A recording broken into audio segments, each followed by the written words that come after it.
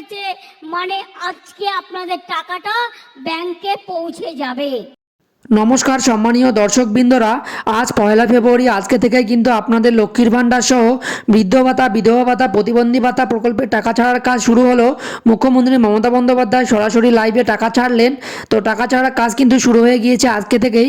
তো কোন কোন জেলায় কখন টাকা ঢুকবে নতুন পুরনো সবার, মমতা বন্দ্যোপাধ্যায় সরাসরি লাইভে কি ঘোষণা করলেন তা দেখিয়ে দেব। তাই ভিডিওটি শেষ পর্যন্ত অবশ্যই কন্টিনিউ করবেন। দুয়ারে সরকার চলছিল, সরাসরি মুখ্যমন্ত্রী চলছিল। যারা এখনো লক্ষ্মীর ভাণ্ডার পাননি, আবেদন করেছেন, তাদের আরো 13 লক্ষ মহিলা লক্ষ্মীর ভাণ্ডার পাবেন পয়লা ফেব্রুয়ারিতে, মানে আজকে আপনাদের টাকাটা ব্যাংকে পৌঁছে যাবে।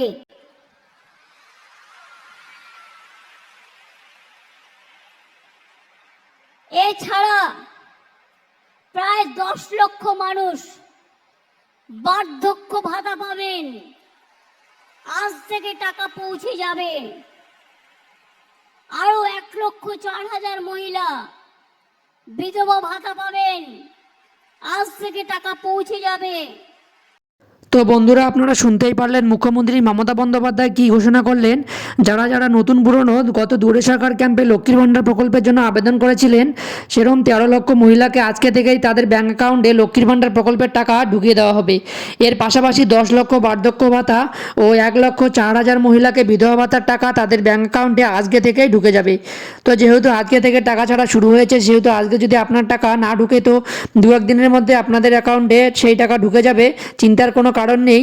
তো আপনি যে জেলা থেকে হন না কেন, আপনাদের টাকা কিন্তু ঢুকে যাবে 2-1 দিনের মধ্যেই। তো আজকে থেকে টাকা ছাড়া শুরু হয়েছে, এবার আপনাদের অ্যাকাউন্টে টাকা চলে আসবে। আগে পরে হতে পারে, সবার টাকা কিন্তু দেওয়া হবে।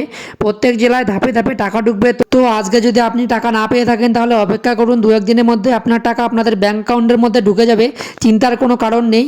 তো বন্ধুরা, কারা কারা টাকা পেলেন তো অবশ্যই কমেন্ট করে জানাবেন। তো এই ছিল আজকের ভিডিও। যদি ভিডিওটি ভালো লাগে থাকে, ভিডিওটিতে অবশ্যই একটি লাইক দেওয়ার পাশাপাশি চ্যানেলটি সাবস্ক্রাইব করে রাখবেন এবং ফেসবুক পেজ থেকে দেখে থাকলে পেজটিকে অবশ্যই ফলো করে রাখবেন। ধন্যবাদ।